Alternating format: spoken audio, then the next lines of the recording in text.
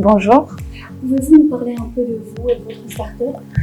Donc, je suis Siham Efsahi, j'ai 23 ans, je suis ingénieure d'état de formation entrepreneur social de métier à travers ma start-up qui est Mamiam.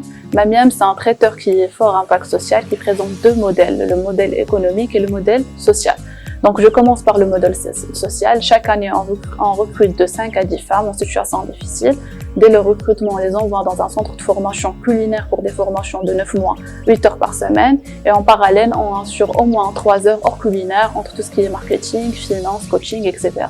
Plus des stages. Des stages dans des autres entreprises et des stages chez Mamiam. L'objectif, c'est qu'au bout de 9 mois, ces femmes peuvent avoir le diplôme étatique déjà du centre et de l'expérience humaine que professionnelle qui va leur permettre de suivre les 3 mois d'insertion professionnelle pour qu'elles peuvent créer leur propre projet avec l'auto-entrepreneur, une coopérative ou bien pencher vers le salariat.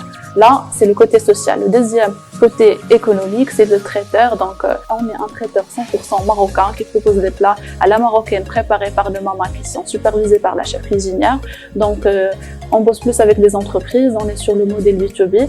Les gens peuvent commander directement à travers notre site mamiam.ma, via notre page Facebook ou bien notre page Instagram. D'une telle manière, ils vont bénéficier à l'impact social parce qu'ils vont faire travailler d'une façon indirecte et directe les mamans. En même temps, ils peuvent s'émanciper à travers notre plat fait maison à 100%, mais standardisé avec des recettes bien définies. Et manger sain, fait maison, marocain et du social. Donc voilà, c'est la start-up en général qui recoupe le côté social et économique. Comment vous est venue l'idée de créer Mamiam?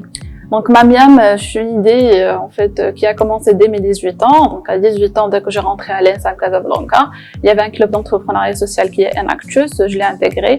C'est un club qui regroupe, c'est un réseau international d'entrepreneuriat social estudiantine. Et là, l'idée, c'est comment aider des jeunes à faire leur propre entreprise, mais qui ont de l'impact social sur la société.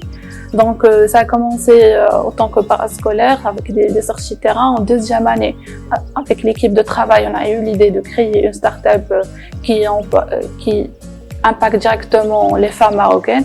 Et là, ça a pris, donc, c'était pas ça l'idée en premier temps de Mamiam.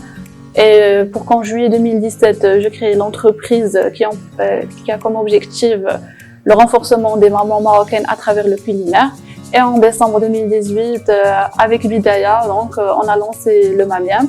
Le Mamiam qui a regroupé en premier temps 5 femmes et en juste 6 mois, on a réussi à les impacter directement et qu'ils puissent créer leur propre projet ainsi que développer le modèle économique du traiteur. Pour qu'on penche vers la deuxième partie, ce qui est notre partenariat avec la Fondation Bin Salah, qui nous a permis d'amplifier le nombre. Et là, on est en phase de recrutement déjà pour aller de 5 femmes à 10 femmes. Et on va commencer le nouveau programme, ainsi l'ouverture de notre local en septembre 2019, Inch'Allah. D'accord. Et à quoi vous aspirez dans le futur? Ce qui m'inspire plus, c'est le côté social. Oui, c'est le côté économique, mais aussi le côté social. C'est au bout de 6 mois, on a fait 5 femmes. Là, on va faire 10 femmes.